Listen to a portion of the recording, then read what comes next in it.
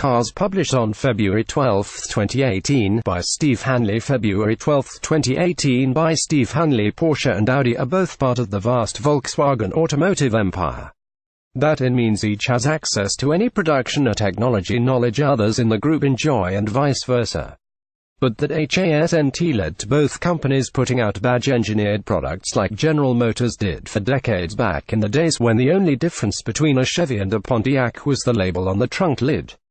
True, the Porsche Cayenne and the Audi A7 are essentially the same car, as are the Porsche Macan and the Audi Q5. But Porsche has nothing like the Audi A8 in its portfolio, and no Audi resembles the iconic Porsche 911. Even the groundbreaking Porsche Mission E four-door all-electric sedan has no equivalent in Audi's future sales brochures. In a recent interview with Stuttgart Zietung, Oliver Blume, CEO of Porsche, and Rupert Stadler, Audi's head honcho, laid out a new vision that will see both companies cooperate more closely in the development of shared platforms for future electric cars. The reason is simple. The pair says working together will slash development cost by nearly a third. The following is based on a translation by Google. It has been edited slightly for clarity and to harmonize the translation with standard English conventions. With that being said, let's dive into the conversation, shall we? Cooperation is the key. It is right that we become partners because we are now developing an architecture for electric cars together, Stadler begins. From 2021 onward, we want to bring several models and vehicle generations to the road. We have to remember the challenge facing our industry. It's about getting high-reach e-vehicles on the road. This is an enormous challenge on both the cost and the benefit side. At the same time, we are working on autonomous vehicles, driving digitalization forward and dealing with completely new customer challenges. Everyone in our company understands that we can only compete outside the competition if we work closely together in these key future fields. Our competition is not within the group, it is outside. And so, sometime in 2016, we came up with the idea of cooperating with electric vehicles. Blume adds, we have founded two project houses, one of them at the Audi headquarters in Ingolstadt. The second in Weissach, where Porsche has its development center. Audi currently has about 550 developers, Porsche 300. We have introduced 2 occupancy days per week. Otherwise, the teams work together via video conferencing and Skype.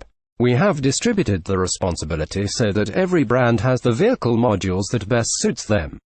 The pair say their investment in the development program will cost a low single-digit billion amount between now and 2025. Why now and not sooner, and why did they not start developing shared electric vehicle architecture sooner? Blume feels that 1. When we started the projects, we had a different starting point and different approaches. Our first pure electric cars are conceptually far apart, so we proceeded separately. We benefit from the experiences together. However, there are already collaborations and synergies in this project as well. For example, we are purchasing the cells from the South Korean manufacturer LG Chem, which has set up a factory in Poland for this purpose. Asked whether the first cars resulting from the new collaboration will be sedans or SUVs, the bosses outlined some of the considerations that will affect those decisions.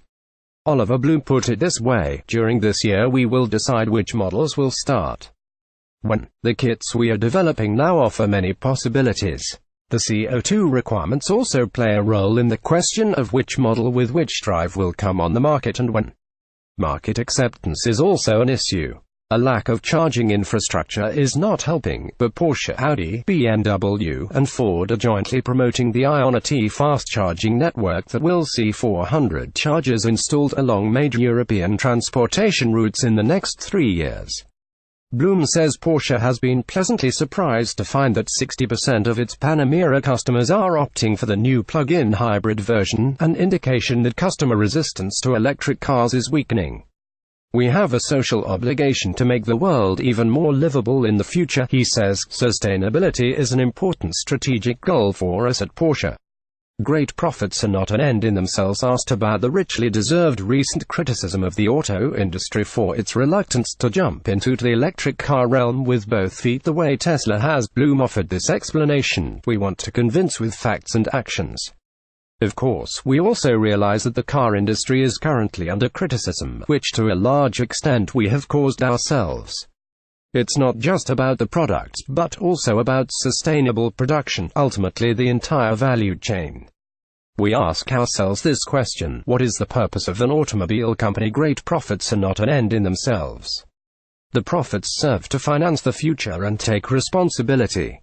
We want enthusiastic customers and secure, sustainable jobs, but also society and social projects are very important to us. The next 3 to 5 years will be a big challenge, especially in terms of e-mobility and digitization, but I'm convinced our customers will appreciate what Porsche is doing in those areas. No bans, thank you very much, with many nations and even some cities talking about banning cars with internal combustion engines as early as 2030. Companies which currently manufacture those vehicles have to be a little bit nervous. We are very clearly opposed to driving bans. Oliver Blume says, they are not a solution and not a panacea. We are promoting holistic solutions in the partnerships we have created with Ludwigsburg and Stuttgart. The adults in the room, Oliver Blume and Rupert Stadler, don't have the showmanship skills of Elon Musk. They don't send rockets into space with a pristine 1963 Porsche 911 or a first-generation Audi Quattro tucked into the nose cone, but they clearly understand their industry and are making appropriate plans to meet future challenges in a reasoned and rational way. And both of the companies know how to turn out world-class automobiles in great numbers, something even the redoubtable Elon Musk has not yet mastered, which is not to say he won't figure it out eventually. Having adults with the hands on the tiller may be one of both companies' greatest strengths. Tags: Audi electric car, EV, Oliver Blume; plug-in hybrid, Porsche electric car, Rupert Stadler.